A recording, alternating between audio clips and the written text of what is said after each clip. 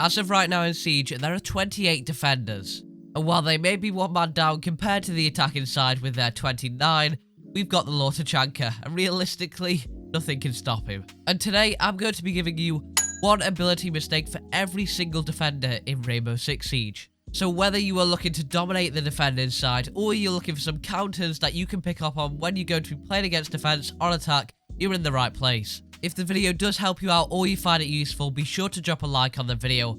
And as well, a massive thank you, as we did just hit 5,000 subscribers on the YouTube channel. What an achievement here, and it means the absolute world, so thank you. Without further ado, let's dive on into these tips. And remember, this is going to be in alphabetical order, so first of all, we're going to be starting it off with Alibi. Now, a big mistake that I see players making when they're going to be using Alibi's ability is not taking advantage of the actual obscure and specific positions you can get them in. You can very easily use it to your advantage by placing these down on deployable shields, in bullet holes, in melee holes. Don't just go for the standard window peek every single time. I would recommend you to get obscure with them and make it a little bit harder for the attacker. But always keep in the frame of mind of, well, what is going to look realistic to an attacker's POV. And next up on the list, we do indeed have Bandit. Now, a small little mistake here that players often make with Bandit is when they're going to be placing down their Bandit charges, they don't take into account the actual positioning of them. It may seem like something not to worry about, but in the direction or the actual placement of your Bandit charge, whether you place it more to the left or the right, is going to actually affect on whether the attackers are able to take it out a lot easier than you would expect. If you do place your Bandit charge more to the left, you might be able to duck it behind cover so that a window nearby won't expose that Bandit charge. Because on the other flip side, if an attacker was to come to that window, they could shoot it out if you placed it more to the right. A big mistake players often still make with Castle is going to be barricading first. You are not to barricade first in a lot of situations. What I would recommend doing is barricading last, because it's going to interrupt the flow of your team's preparation phase. Next up is going to be Kavira, and I do still see a lot of players relying on the interrogation that she will offer with her ability. And in a lot of situations, it's not going to be likely for you to pick up an interrogation.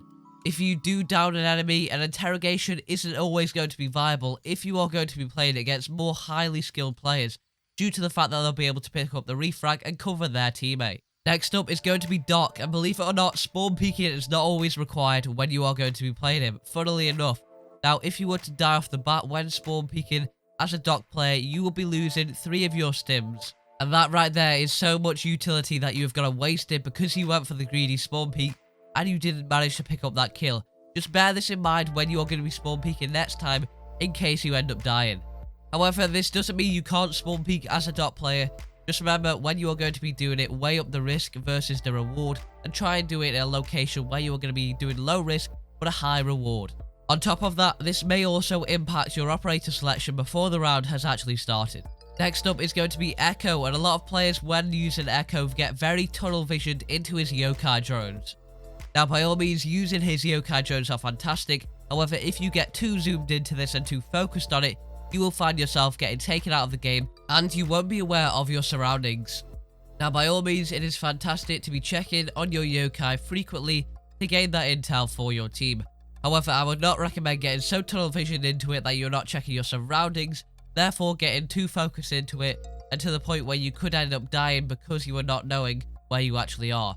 What I would recommend doing is every now and then giving it a quick flick and a quick check to make sure that you are safe and covered. Now, we are going to be moving on to Ella, and a massive mistake I see players making: start acting off the intel they gain from their Grismot mines, or not calling out the actual intel that they do in fact gain from those Grismot mines. Those Grismot mines are going to be fantastic sound cues for you and your team. So what I would recommend you to do is to call it out to your team or act upon it. Ideally, do both of them, because you can call it out to your team even if you are going to be solo queuing. Give them the intel and act on it yourself. Decide whether you're going to cover that area, you're going to make the push for the kill, essentially making sure that you are aware of the intel that has been received. Next up is going to be Frost, and what often players will do is when that Frost mat does go off and they manage to capture someone in their Frost mat, they will get a little bit greedy and a little bit eager for that kill, which is very, very understandable. However, what I want you to do is resist the urge, because a mistake that you will make is to get too greedy for the kill, compromise your own position that was perfect beforehand, and end up getting killed off yourself. Now, this will depend on your situation on whether you actually need to rotate to a new position, or you should stick to the one you've currently got. If not, decide whether to call it out to a teammate who can potentially pick up the kill, either wait and delay the time and hold your position, or rotate to it, picking up the kill yourself. Next up is going to be Goyo, and a mistake that players will make is they won't use their shield to their advantage. Instead of peeking the angle and actually holding it down, they'll move away from it because of the canister on the back. And this is very understandable, but I would recommend you to still peek it and hold that angle for as long as you can. And then when it does get later on into the round, be sure to detonate it if you feel the need to. Next up is going to be Jaeger, and a massive mistake players make is they don't put any thought into their Jaeger ADS placement. I would recommend you putting more thought into it on where the projectiles are most likely to come from, where the enemy is most likely to come through, and where you need to be holding down yourself. Don't just put them down for the sake of putting them down. Set it up with your team and set it up for areas that you want to hold yourself. Next up is Cade, and often players don't know about Cade tricking or have never actually used it themselves. It is very effective, just like bandit tricking. I would highly recommend you learning to Cade trick, and it's a simple process that I will explain. When the thermite goes ahead and puts his charge down, you begin to throw your electro claw, and when that electro claw does hit, it's now going to take a little bit of time to charge up, and by the time that thermite charge is going off, that electro claw will have detonated. And then we have Capcan, and a little bit of a mistake players will make is they'll put their Capcan traps a little bit too close together. I would recommend spreading them out further, as this is going to cause players to shoot them, potentially forget about the Capcan traps later on because they think they're too spread out, therefore they're not going to run into them. However, later on in the round, when it does get a little bit more intense for them, they'll forget about it and run into it purely because you've spread your Capcan traps a little bit thinner than usual. And then we have Legion, a little bit more situation-specific mistake that people will be making is when they're going to be facing Monty as a Legion player. A little bit of a counter that you can use to him, which many people don't make enough use of, is placing your goo mine directly beneath him. What this is going to do is if you can figure out a way to place your goo mine so he'll run into it when he's got his shield up pushing you, he will be able to hit it. And then when the Monty hits the goo mine, he's either going to have to rush you to kill you and take you out, but you can simply wait for him to go behind cover and peek that goo mine.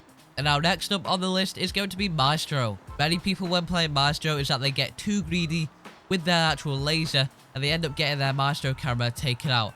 A little trick that you can use that you need to be taking advantage of is turning your Maestro camera to the side. What this is going to do is allow your laser to cover and go back in whilst your camera is turned to the side. Next up on the list we do in fact have Melusi. And Melusi players make a big mistake when they place their gadgets or their ability in an area that is going to be very, very easy for the attackers to take out. If you are placing it directly on a wall where an attacker can come around the corner, take it out in a few seconds, this is not taking advantage of it enough. Instead, you need to be placing her ability in the open, in areas where it's going to expose the attackers, make them work for it, and then when they end up peeking it or going to take it out, you can peek the corner yourself very quickly and take them out. As well as we just are about crossing the halfway point, if you haven't already, be sure to check if you are subscribed, because sometimes you might think you are when you are not, or it might have unsubscribed you for some odd reason. Be sure to check it if you are, just in case, as there are going to be many more videos similar to this one coming your way. So now we dive over to Mirror, and if you are going to be playing Mirror and if you don't know your placements, which is a huge mistake, it screws your team over. I would recommend you to know your Mirror placements before you start playing her, or at least know a few of them so you can start out with some of the basics. Next up is going to be Mozzie, and a little bit of a mistake that I see players making, or a different playstyle I see them use, is making sure that they are running around looking for a drone to capture as if it's their friend. Now, what I would recommend you to do instead is not prioritize this. It is going to be more effective for you to deny their intel. So for certain scenarios, you can take out all of their drones in the prep phase by shooting them, denying them all of their intel, then place your ability down afterwards, and this is then going to cause them to get captured because they've basically wasted all of their drones. And next up is Mute, and there is no pressure to get your Mute jammers down in record speed when playing him. His main goal isn't to hide the objective, which players sometimes confuse. Instead, it is to deny that intel and waste their time. Therefore, don't put pressure on yourself for this. And then we move on to Oryx, and not enough players take advantage of his ability to hang on hatches or climb up hatches. What you can very easily do is in certain rooms, if you hang up on a hatch and there is a highly contested area, you're hanging on the hatch with your barbed wire in front of you, covering you. You can very easily sneak up and open the hatch when you are going to be coming through and when the attackers walk through themselves. And then we have Pulse, and when playing Pulse, I would highly recommend you to ping and actually call out information to your teammates when using his heartbeat scanner. As Pulse, you will probably pick up so much intel, it is highly recommended for you to actually be able to ping very easily whilst having your ability out and calling out to your team. Next up we have Rook, and a massive mistake is players don't give Rook armor to the attackers. The attackers need their Rook armor too, come on, be nice to them. But seriously, the mistake for Rook is a common one, but often players forget it. You forget to place your Rook armor down and in a spot that is actually easy to access. Please, please, please, at the very start of the round, as soon as it hits 1 second, you need to be placing down your Rook armor. Next up is going to be Smoke, and often players will use their smoke canisters of their free will and place them down very early on and very aggressively. What I would recommend doing is only placing them down when you really have to need to. And if you can at best, try to save them for that late round, as they are going to be much more effective in the late round compared to the early game. And then we have the Lord Tachanka, and often players underestimate him. The Lord is a very nasty operator, and a very strong one too, so do not underestimate the Lord. That is your massive mistake that you are going to be using for him. And now we move on to Valkyrie, and often players take way too long to actually set up their cameras in the position that they need to. Know your placements and get them down quick in that prep phase, otherwise you might find yourself getting killed when trying to place it down.